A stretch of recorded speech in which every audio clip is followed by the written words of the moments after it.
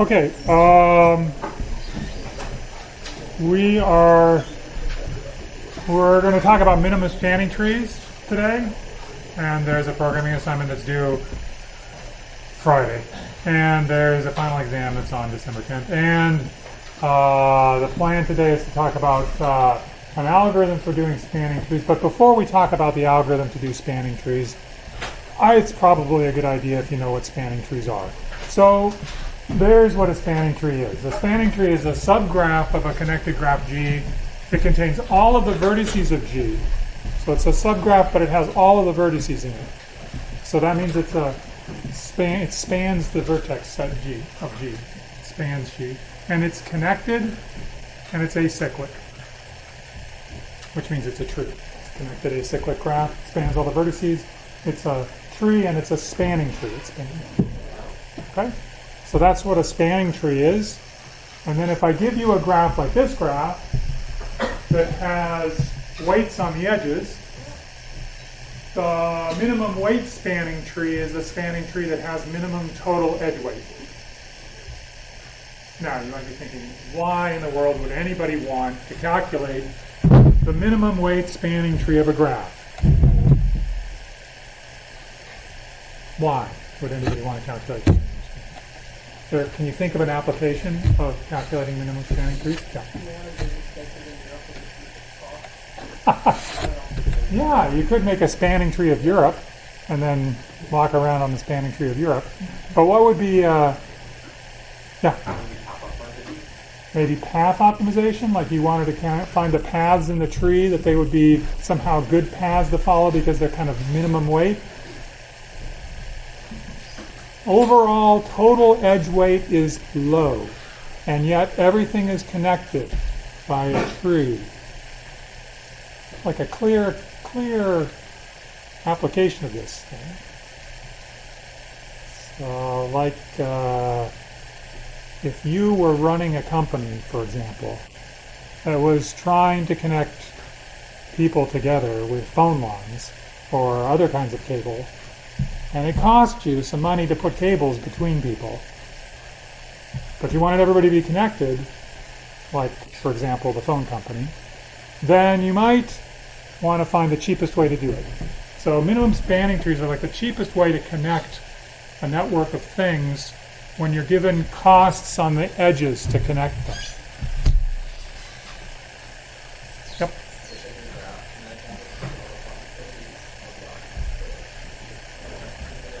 Yeah. That's right. Or it could be oil pipelines, or it could be other nefarious things that you want to connect together. But in any case, it's some connectivity that you want to get. Now, people don't do this when they build networks. They don't find minimum spanning trees for networks. Why? Why wouldn't they want to use this for minimum networks? Why is a minimum spanning tree not a good idea for connecting people together cheaply?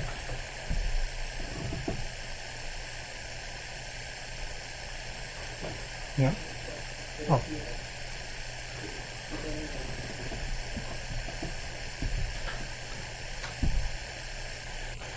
It's great for connecting people together cheaply. What's wrong with connecting people together cheaply? Yeah.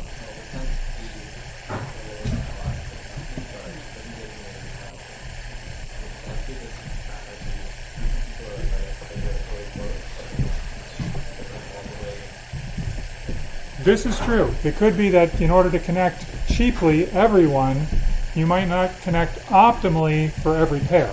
It could be more expensive to get from one. But there's something else about this that's kind of bad. Yeah. It's hard to, that's a good question. I don't know how hard it is. You might have to reconfigure the entire network if you wanted to get the minimum cost. But there is something about change that can go horribly, yeah. Yeah, it's very fragile. So you've connected everybody minimally, but you've connected them minimally, which means if there is a storm and a tree falls down and crashes on your power line, then you've disconnected your graph. There's one part that can't connect to another part. Whereas usually what networks want is redundancy. So that if a link goes down or a node goes down, there's another way to get the information from A to B, no matter what they are. So they look at graphs that are more resilient to that. They're 2 connected or 3 connected, ones that are resilient to multiple failures. Okay, but anyway, we're interested in spanning trees because it's a totally cool algorithm. And what I would like you to do is find the spanning tree in this graph, the minimum weight spanning tree in this graph, and I would like you to think about what algorithm you're using to find it. So first job, find minimum spanning tree. Second job, reflect. And then we'll collect the algorithms you've discovered, and we will invent long ago invented algorithms.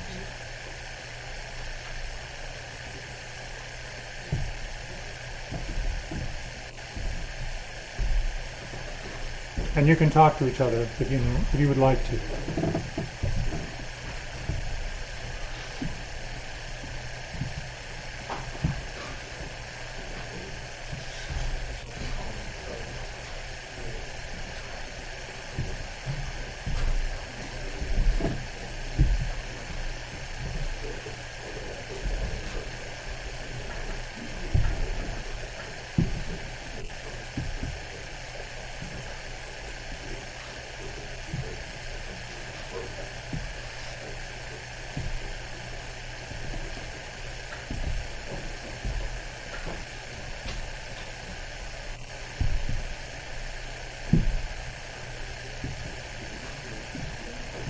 Who's done?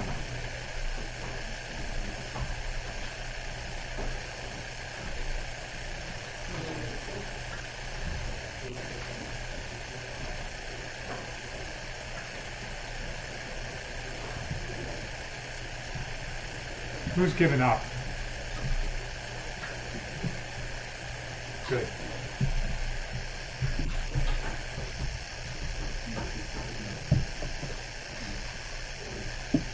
Who needs a little bit more time? Anybody? A little bit more time? No? You're all done? Okay, great. What's the minimum cost spanning tree for this graph? Minimum weight spanning tree. Sure, give me an edge. A to C. Somebody else give me another edge.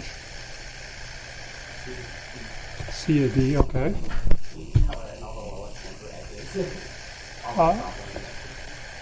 CE, good. EB, good. Somebody else? DF. And we're done because that's a graph that contains all of the vertices. It's connected, and we're done.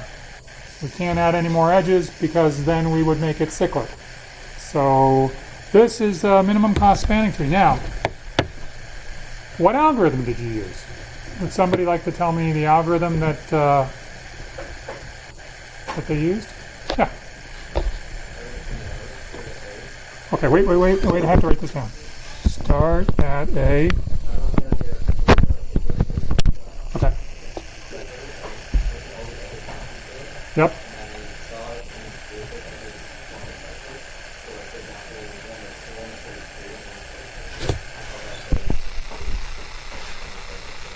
Okay.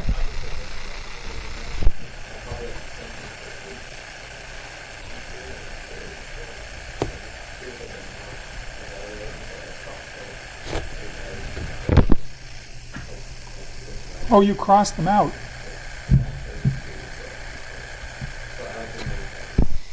I see. Interesting. You were so confident you could cross them out. Oh, I guess you found cycles and you... Interesting. Now, this is a very interesting algorithm. So, essentially, you look at a cycle and you say, I'm going to take the minimum weight edge on that cycle. That's what you're saying. Something like that. But maybe not exactly. I think that might actually almost work.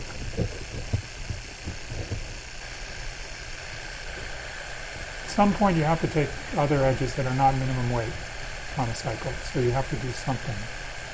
But this could work. Let me just tell you that most anything that you think of for this problem works. And you have to work at it a little bit sometimes. But pretty much every algorithm that you think of for this problem works. It's amazing. Okay, somebody else.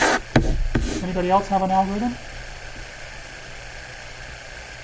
I don't know. You go. I don't know if it's on I called in all the smallest numbers, and I looked at it and thought, are there any nodes that I'm connected? And then I removed anything that propagated the cycle, and I found the path that was sort of number-wise for the ones that were connected. I think that's not validating that.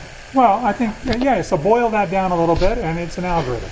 So you said, I started by looking at all the smallest. Okay, if I was to ask you what edge for sure is going to be in the minimum cost spanning tree, the minimum weight spanning tree, what edge for sure is going to be in it? See, why? Because it has the smallest weight, right? So you're saying, great, let's just be greedy. Just grab things by weight. Okay, we'll grab CD, we'll put it in there. Then what's the next thing to grab? Well, AC maybe. That works. PE, yeah, that works. What's next? Oh, EC, that works. And then we grab AD, but you said don't do that because it creates a cycle. And then, okay, this is called the Kruskals algorithm. We'll talk about Kruskals algorithm. Okay, what's another algorithm? Did anybody have a different algorithm from this algorithm? Oh, that's a very good question. How would you know that it's a cycle? It's a great question. I mean, I know because I just looked at it. Oh, in the code. Yeah, actually I knew you were asking that question. We'll get to that in just a minute. But I have to tell you, you already know how to do it. In fact, we spent 2 days discussing a data structure that will solve this problem for you. So, in any case. Another algorithm. Did anybody run any other algorithms to find minimum spanning tree? Yeah.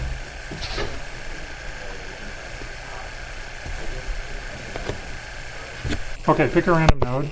Let's try C. Is that the one random node that you picked? Okay, C.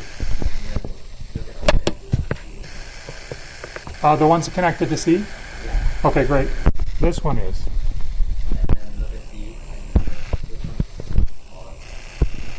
So connected to C and D? Anywhere, C or D. So this one. Okay?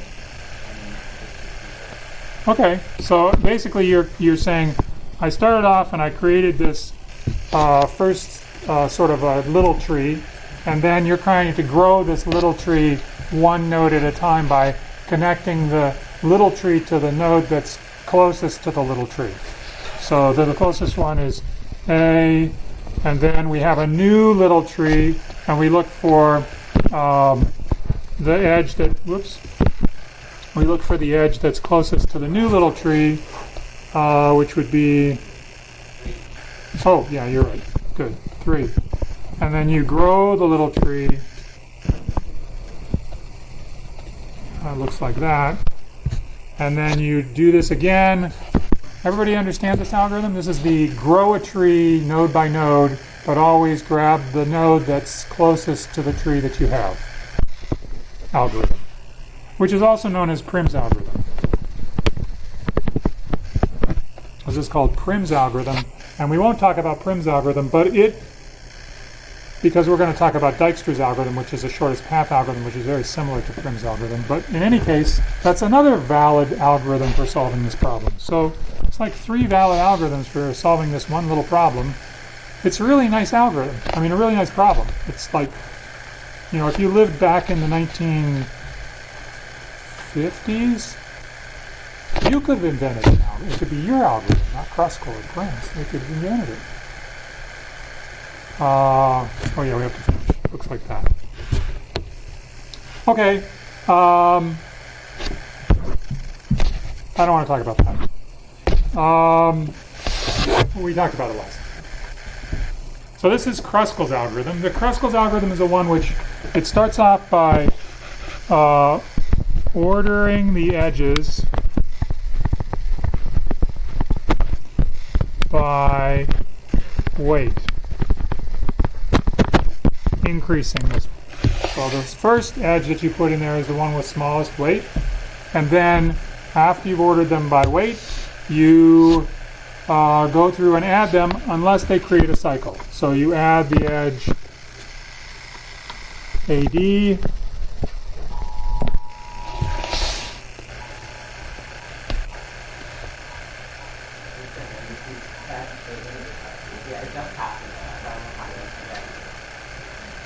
there's an emergency test?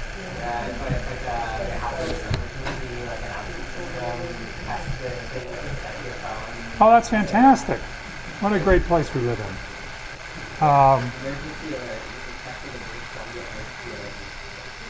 Okay, great. It's just a test. I would expect the ceiling to fall if it was not just a test. Okay, so we added the edge AD. Then we try to add the edge EH. And we can do that too. And we try to add the edge FG. We can do that too.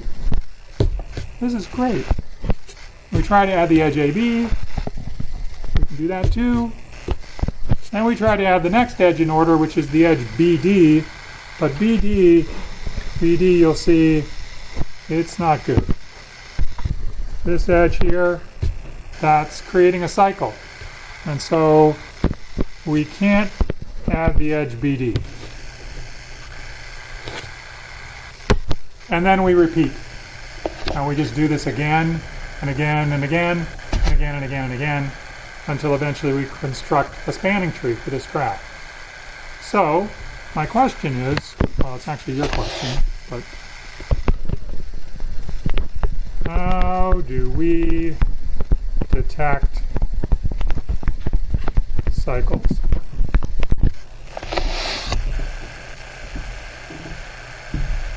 Going along, and I have to know when I add a new edge whether the two things that I'm connecting are going to be creating a cycle. If I add that new edge, it connects things so that there's a cycle. For example, if I wanted to add the edge DE from D to E, that's okay. Even though there's already an edge adjacent to D and there's already an edge adjacent to E, it's okay to add the edge DE because it doesn't create a cycle. But we want to avoid adding edges that create cycles, and so how do we detect if there's a cycle? Yep.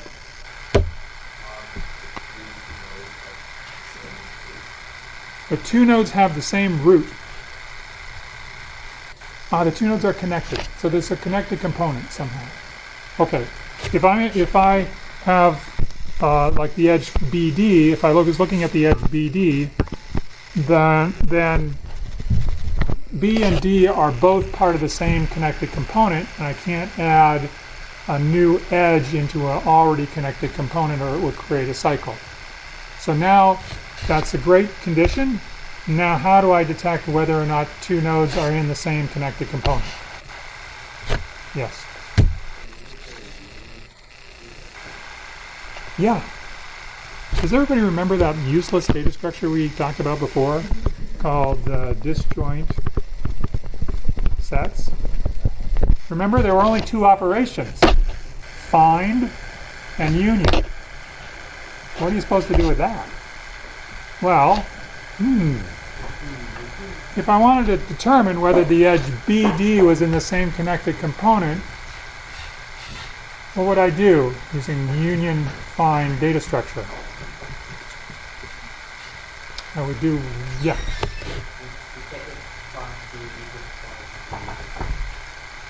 Yeah.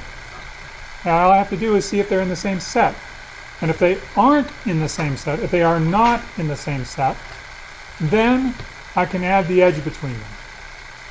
And if I do add the edge between two connected components, what do I do next? I union those two sets, because now those two connected components have been connected.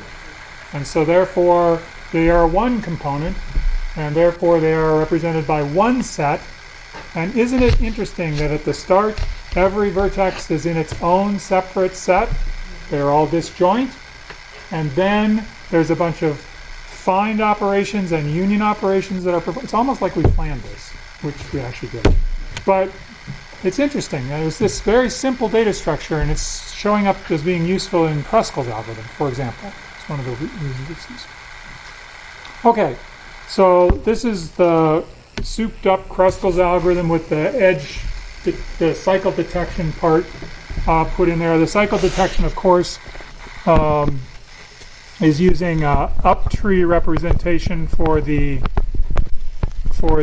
sets. So these little loopy things are the up trees for the initial set, in which every vertex is in a separate set. So every vertex is its own parent. Right, that's the little loop. Points to something. Okay. So let's see what we're supposed to do. We're supposed to start with a spanning subgraph T with no edges. Great. Every vertex is great. And then we do this loop. The loop says we have to go through all the edges in order of weight, increasing weight, and we try to add it. So we add the edge UV unless it forms a cycle. And unless it forms a cycle means that U and V are in the same set, which is detected by exactly what was suggested. We check to see if find of U is equal to find of V. And if those two things are equal, then they are in the same set, and we don't add the edge UV. And then we union U and V together.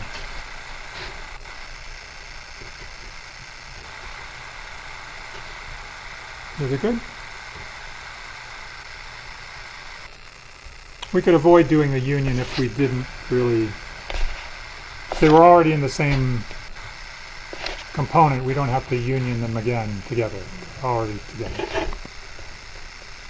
Okay, let's run this for just a few steps. Let's run it in fuchsia so it's more exciting. We start off with AD. A is in its own set. D is in its own set. Those are two separate sets. So we can add the edge AD, which we do.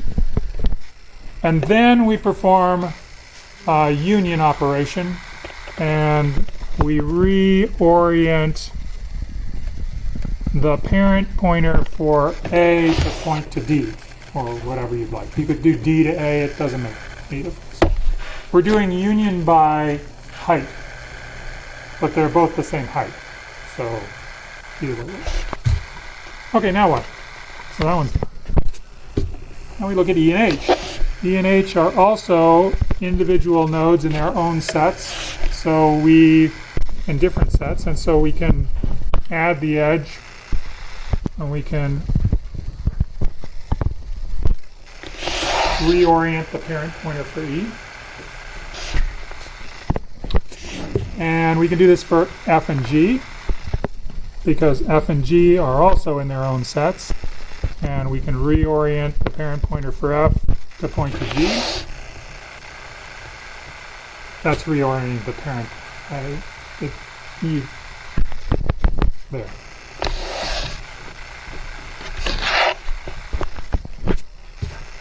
Everybody happy? Is this making sense? What happens when I add AB? I do find of A, and find of A returns D. And then I do find of B, and find of B returns B.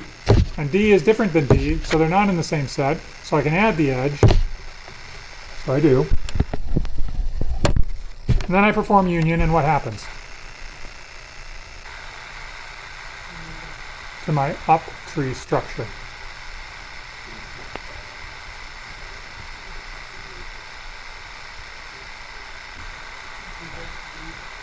What edge do I add? I'm going to add a fuchsia edge in this picture. It's a change. Some parent is going to change. Whose parent changes? It could be D's parent, A's parent, or B's parent. Those are the only things that are involved. Who changes? Is everybody happy with that? Okay, we'll change B. B's parent points now to D. Following the convention of union by height, we point the shorter tree to the parent of the root of the shorter tree, we point to the parent of the root of the taller tree. That we get that. But is this a little weird?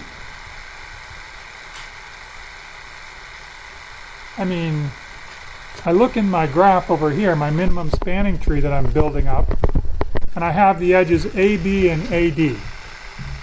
I look in my up tree representation and I have the edges AD and BD. Did I do something wrong?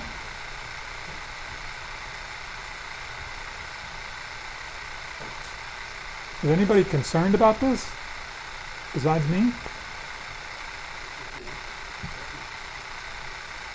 Why is this not concerning? Well, is it concerning to anybody? I mean, maybe everybody knows this is not concerning and we can just move on. But it's a little bit weird, right? A little bit. Because the trees that I'm producing over here in the minimum spanning tree world, these trees, are not the same trees as are occurring over here in the up tree world.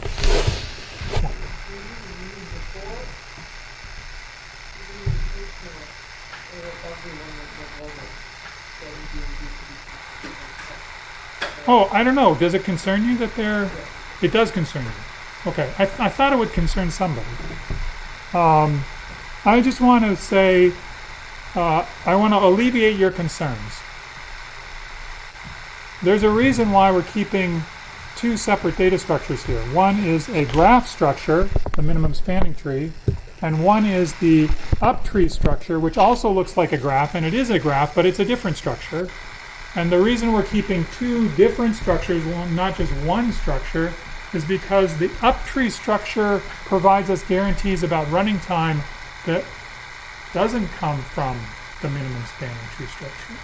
We can't do the connected components as quickly, connected component, to figure out whether an edge connects two vertices in a connected component. Can't do that as quickly in the minimum spanning tree world as we can in the up tree world. Especially when you think about path compression. You think about union by height, the edges that are created in the up tree side, those don't have to be the same edges. They could maybe not even be edges that exist in the graph and the minimum spanning tree side. Two different data structures talking about the same thing, the components that are in the minimum spanning tree. So what's true about the similarity between the two structures? Between the up tree structure and the minimum spanning tree structure. What's similar about those two? They don't have the same edges, that's for sure, because they don't have the same edges right now. But what's the same?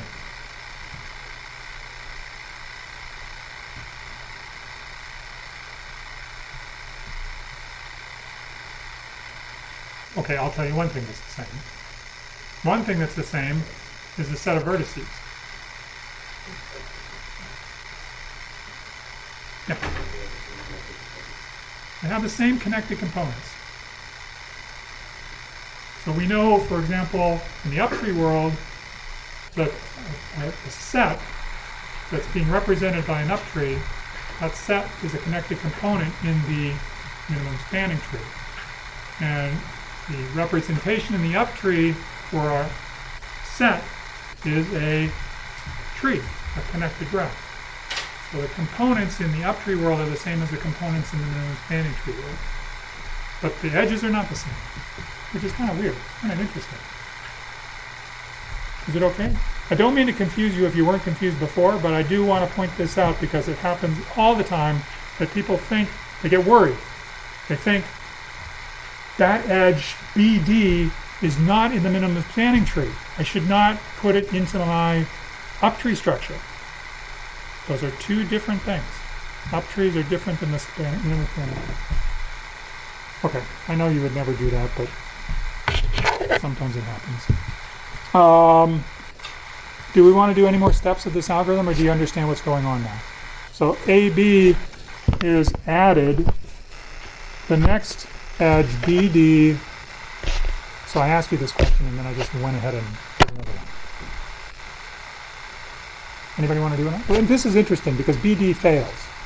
Right, when I look up BD, B, what set is B in? B is in the D set. And what set is D in? D is in the D set. So they're both in the D set, and so they do form a cycle if I added the edge BD, and so it is not added to the minimum spanning tree. And no union is performed because we don't need to perform a union. They are already unioned together. We could, but yeah.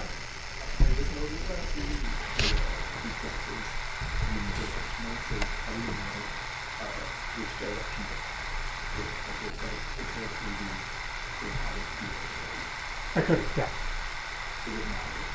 No, this up-tree structure is directed because the edges that are drawn there are parent points.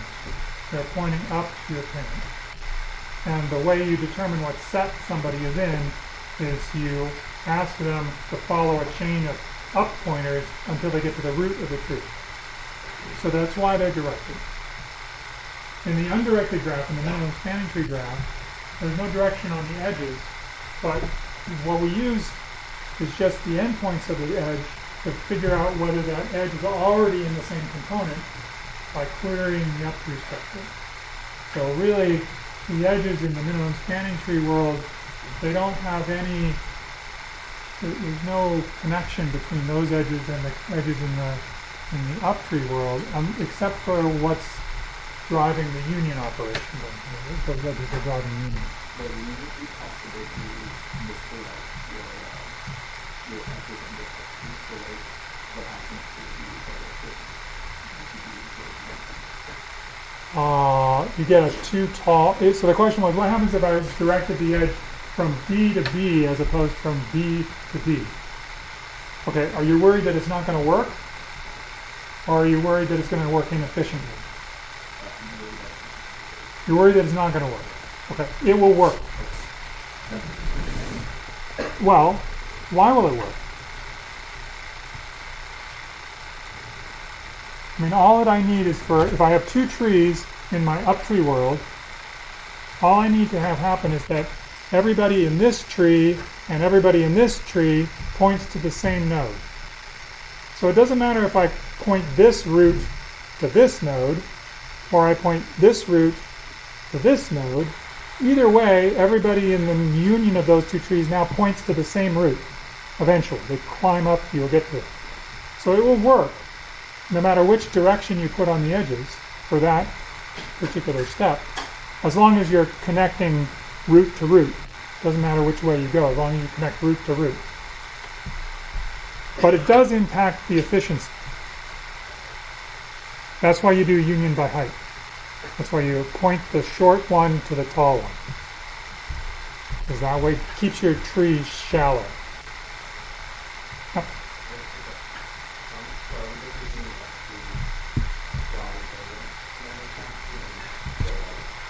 Yes. Yes. Yep. Oh, okay, yeah, let's look at G and E. When I look at G and E, they're both the same height. G is in a tree of height 1, and E is in a tree of height 1. So, whichever way you'd like it to go. But it's going to be either point G at H. No, is that H? Yeah, H. Oh, I just have a little speck on my screen, sorry. Either point G at H or H to G. I don't care. What did I do? Do I care? No, I don't care. That's the case when the, yeah, so we just did G and H. No, we did G and E. What am I talking about? Oh yeah, but remember? I get confused. It's extremely confusing. We can add G and E, but now we can't add G and H.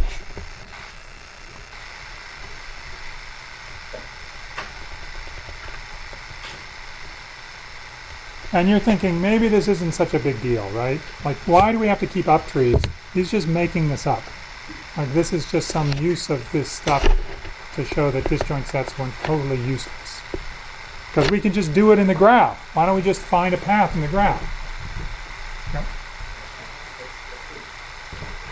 What's the what?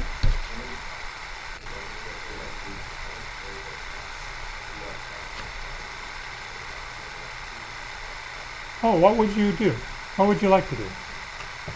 Well, that was your question?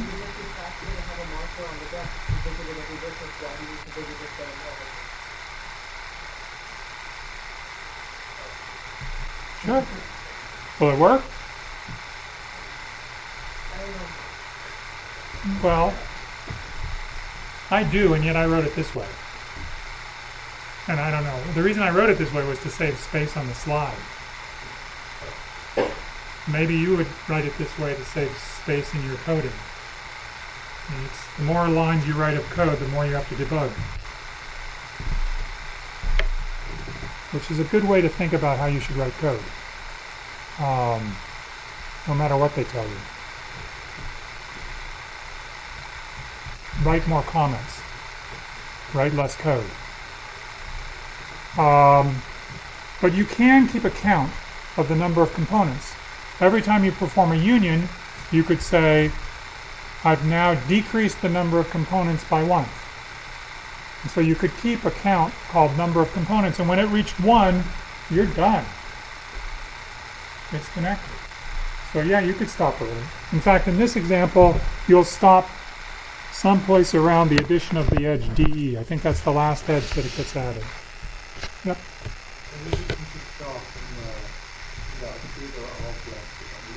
That's right. Okay. But checking to make sure that everybody's belonging to one root seems more expensive than just checking that the number is 1. I mean, it's the same thing, but I'm just essentially saying count the number of trees in your forest of up trees. And when it gets down to be 1, you're done. Okay. Everybody happy with the algorithm? What's the running time?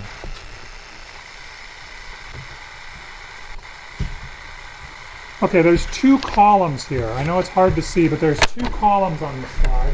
One column is the left column, and the other column is the right column. The left column says sort the edges, and then pick the lowest cost edge from the array.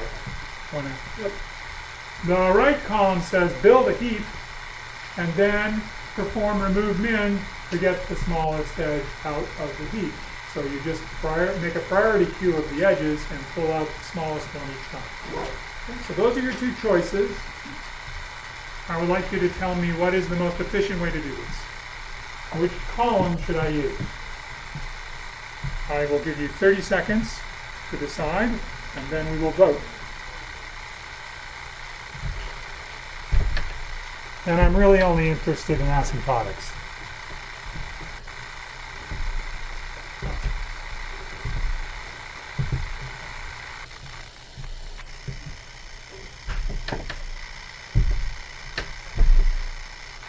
Holy cow.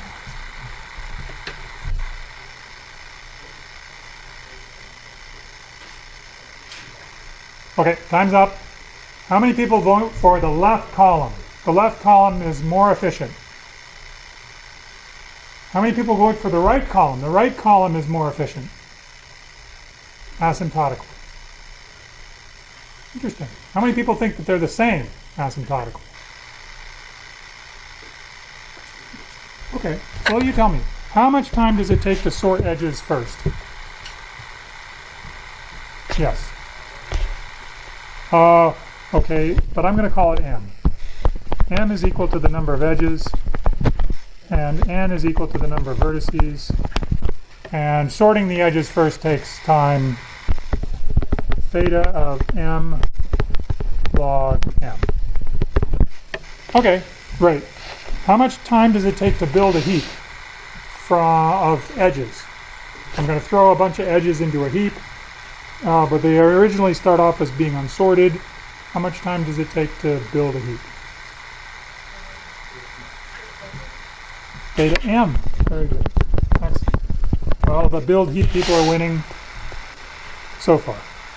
And then what do? Well, the second part of this is that we have to perform E times. We have to pick the lowest cost edge from the sorted array. How much time does it take to do that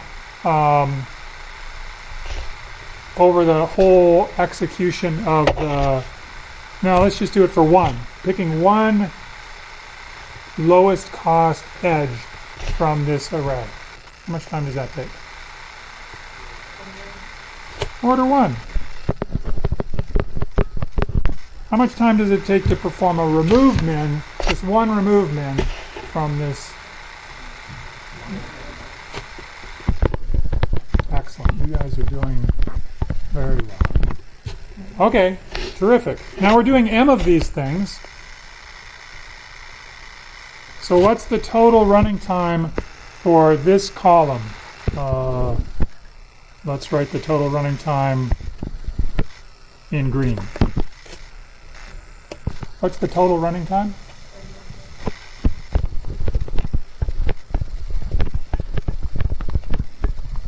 Everybody agree with this, that it's theta of m log n? Not big O of m log n, but also big omega of m log n? Okay.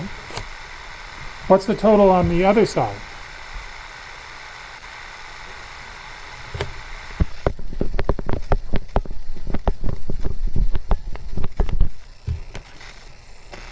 So it doesn't matter.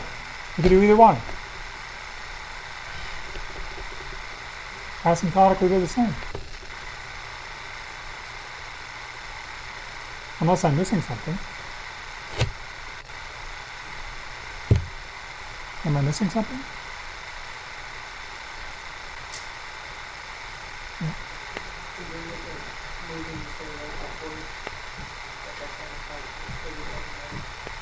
No, it's still order 1. You just sort in decreasing order and pull it off the end.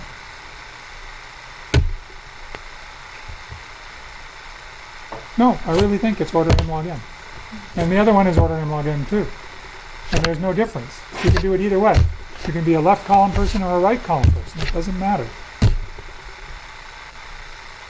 Which is kind of disappointing because you would hope that build heap and remove min would somehow, you know, win the, you know, because it's complicated. It's got like this stuff you can like talk about, but it's the same. Okay, so now what about the cost that's associated with detection of cycles? Because all that we've done so far is to describe the mechanism for selecting edges. But now, I mean just looking at edges, now what we have to do is decide whether we're going to put the edge into our structure. So we have to check if there, when we pull an edge out, we have to check whether or not the endpoints of the edge are in the same connected component. How much time does that take? That's 2 find operations, right? How much time does it take to do the find operations?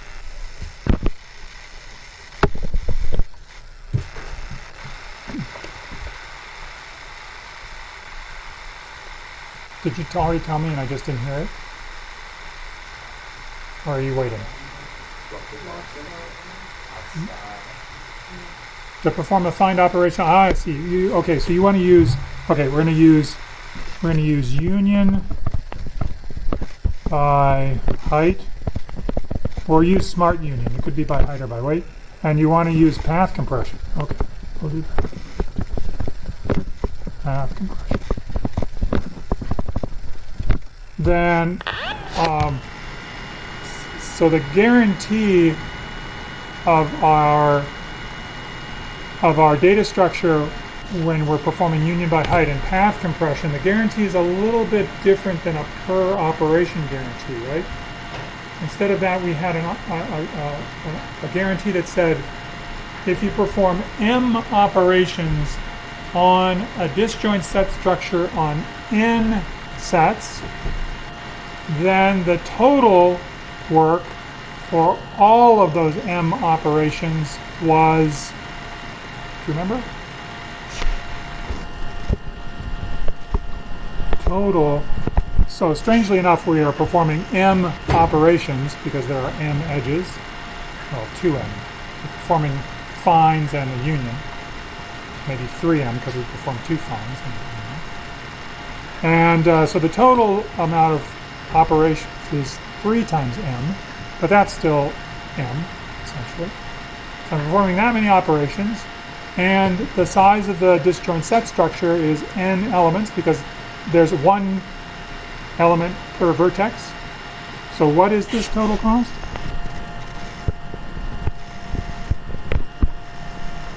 Maybe you don't remember. It involved a weird function.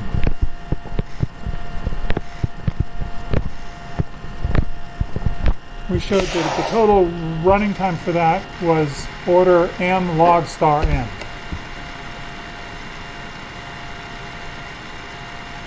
Okay. In fact, I wrote big O of m log star n because in truth it's smaller even than that. It's got some sort of weird inverse Ackermann function thing in there that we didn't talk about, but that's okay. It's big O of m log star n. Which is bigger? M log m or m log star n? Who thinks the m log m is bigger? And m log star n is bigger. Okay, good. Log star n is really tiny. It's the number of times you take the log before you get down to 1. The repeated logs. Log of m is the number of times you divide by 2, let's say, to get down to 1. So dividing by 2 is a much slower process, believe it or not, than taking logs to get down to a number. So this is much smaller. So this, the combined total of these two is theta of m log, theta of m log m plus theta, not theta, plus big O of m log star n is equal to theta of m log m.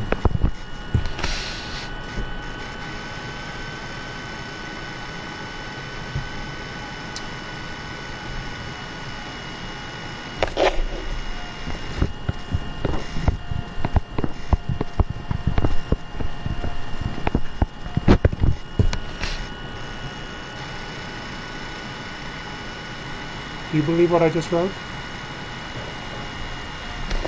I just wrote theta of m log m is the same as theta of m log n.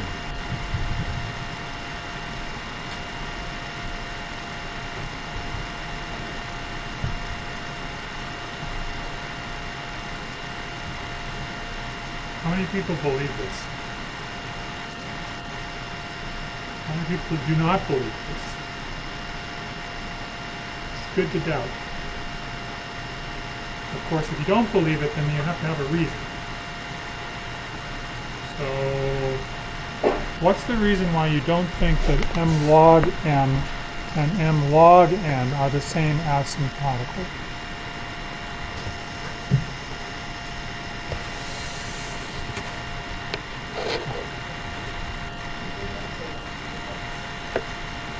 These are simple graphs. But a very good question.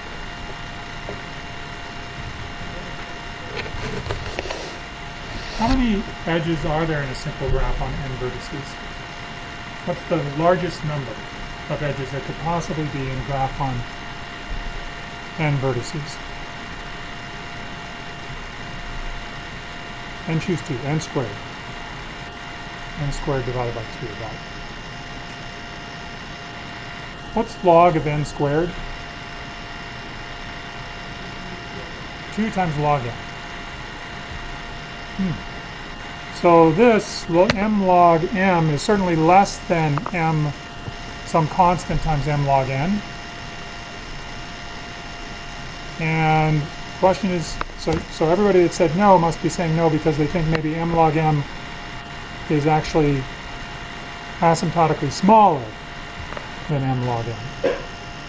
It's possible. But what do we know about the graph that we've been given? Not only do we know that it's a simple graph, but what else do we know about a graph that's been given the Kruskals algorithm? It's connected. How many edges are in a connected graph on n vertices? At least n minus 1. And so we know that m is somewhere between n minus 1 and n choose 2, n squared over n times n minus 1 over 2. And log of those two things, that's log n, asymptotic. So this is true. So I didn't lie. Yay. That's good. Okay. Oh. All right. Look, we don't have time for the proof of correctness, but let me just give you a teaser. I put on the website a paper that has 3 proofs of Kruskals algorithms. One from a previous version of this class. Some crazy instructor gave this proof. One from your textbook, and one from Wikipedia.